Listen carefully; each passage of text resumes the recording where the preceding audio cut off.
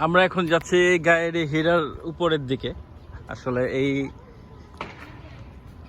এই পাহাড়টা এতটা সুন্দর ছিল না, অনেকটাই রুক্ষ ছিল। তো এইখান দিয়ে হেঁটে হেঁটে এই সিঁড়িগুলো যে সামনে দেখা যাচ্ছে, এই সিঁড়ি দিয়ে শুরু হয় হীরা পাহাড়ে ওঠার একটা যাত্রা।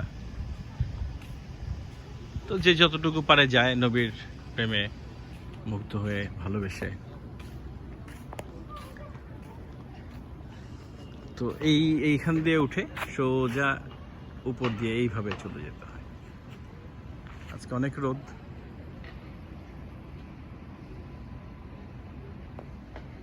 অনেক টাফ।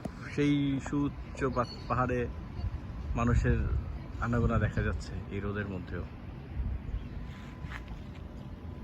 চারিদিকে পাহাড় আর পাহাড়, এর মাঝেই আমাদের নবী বসেছিলেন দিন রাত, সেখানে আল্লাহর ধ্যানে মগ্ন থাকতেন তিনি। আর পাহাড়ের এই পদদেশে এখন হয়েছে হীরা কালচারাল ডিস্ট্রিক্ট।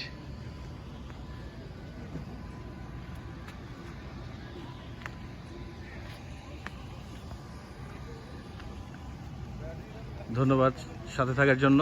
চ্যানেলটিকে সাবস্ক্রাইব করুন যেন আমার নতুন নতুন পোস্টগুলো আপনারা দেখতে পারেন। ভালো থাকবেন, আবার দেখা হবে। আল্লাহ হাফেজ।